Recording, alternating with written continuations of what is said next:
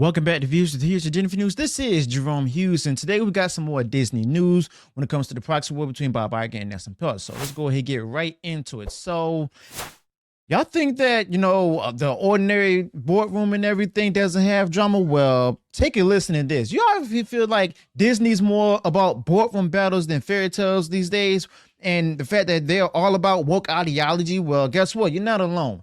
Here's the lowdown on the recent class that feels more like a corporate Game of Thrones, if you will, than a family-friendly cartoon. Now, I'm going to talk to y'all about the main characters. Big boss of Disney, Bob Iger. He's the guy in charge. We all know that. The challenges include Nelson Peltz and the group called Trian, all right? And they're not happy with how things are being run and want a seat at the decision-making table on the board, okay? Now, just want to let y'all know something. It's been said in the media that Bob Iger and Disney said that, Nelson Peltz, as well as the other members of Trian and all of that, they want to go ahead and replace Bob Iger. Okay. But the thing is, they're not looking to replace Bob Iger. They want to work with him, but at the same time, want him to change up how he's putting the content out there. Okay. And just basically the big fuss about this is just imagine Disney has a big ship, Bob Iger is at the helm of his steering, but Nelson Peltz and the Trian group are like seasoned sailors on the dock shouting, "Hey, we're going to hit that iceberg."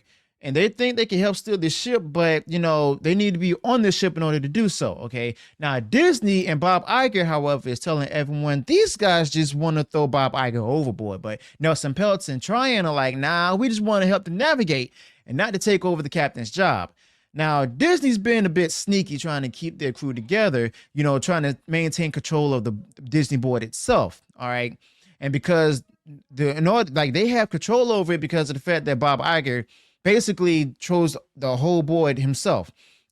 And they've been rallying everyone that they can, even calling up old friends like George Lucas, as well as people who are associated with, like his wife, and then others who are from a certain big bank, saying, Bob Iger's our guy. He's a bit like rallying the townsfolk to keep the challenges out. But here's the kicker. The challengers like Nelson Peltz and Trian, they're not just some random pirates trying to board the ship. Nelson Peltz has been around and knows his stuff, and Trian's group just looking for a spot to help out, not to take over, okay? They're saying the ship's been off course, missing out on treasures, or in like business jargon or speaking everything, losing money, and they've got some maps to get back on track. Well, it's a bit of a town square debate where some folks are on Disney's side worried that about changing the crew mid-voyage, whereas others think maybe it's time for some fresh eyes on the compass, if you will, okay?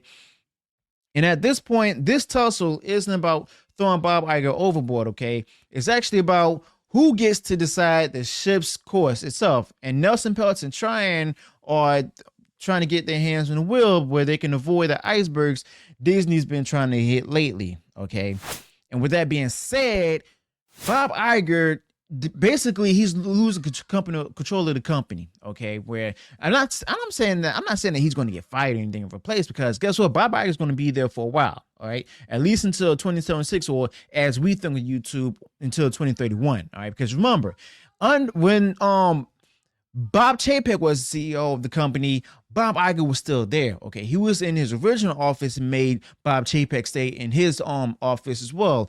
And it's like, Bob Iger kept the office that had the bathroom that included the shower in it, and he kept pulling the ropes with the board. Okay, Bob Chapek seemed to be CEO in name only, whereas Bob Iger was still pulling the ropes and stuff, forcing the board to have Bob Chapek's answer to them.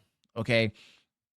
And with that being said, with all of that happening, with Bob Chapek being fired, as well as a whole lot of other people being fired from the company, that's when Nelson Peltz decided to step in, and he's been losing money also because he's put millions, if not billions of dollars into the company itself, so that way to invest from it and make a lot more money. But the thing is, Nelson Peltz has been losing more money than what he put into it, or at least it's starting to seem that way, or he's about to approach that point, if you will. All right. But the fact of the matter is that Nelson Peltz is gaining ground. Okay, he just got some big backing from a huge investment firm and stuff. Nelson Peltz only had people who either like own some of the stock and stuff, who aren't even on the board and stuff, or even like people coming in who used to work for the company and stuff to go ahead and support them. And it's like all of this being announced and stuff so suddenly and stuff. It's I don't know. You know, I just don't know because of the simple fact that I still doubt that George Lucas said that he's going to back Bob Iger and everything over Nelson Peltz and Triangle Group. And I'm starting to think that something else is not adding up with this story. Okay.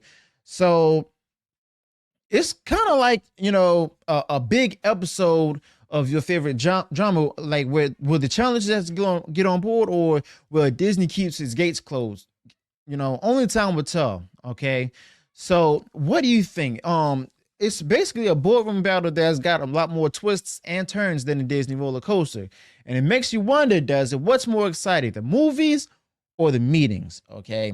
And I in my opinion, I think it's actually both, because of the simple fact that, you know, you have Nelson Peltz on one hand looking to get on the board seats with two other nominees, Jay Rizzullo and Ike Perlmutter. You have Bob Iger trying to keep those seats intact with those who are on the board right now, because if Nelson Peltz and the other nominees he has, like Ike Perlmutter and Jay Rizzullo, if they get on the board, then Bob Iger is actually losing his control.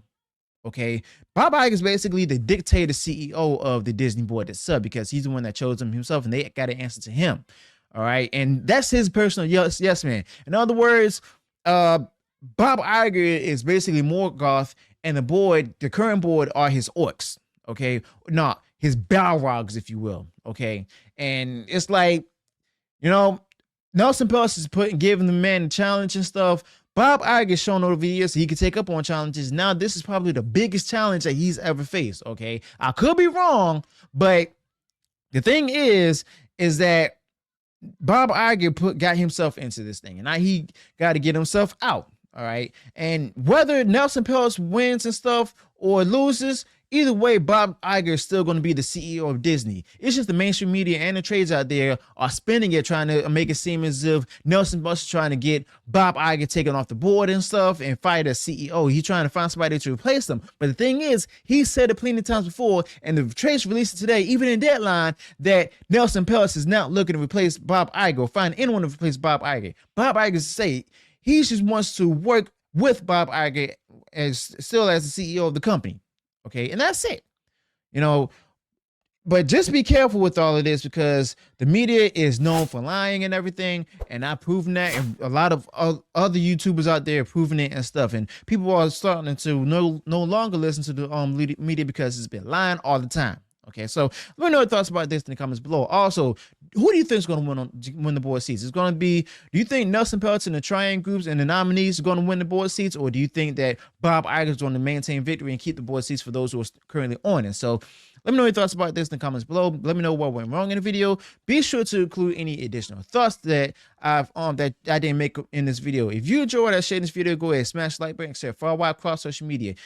All right, I will see you all next time in the next video. Until then, peace.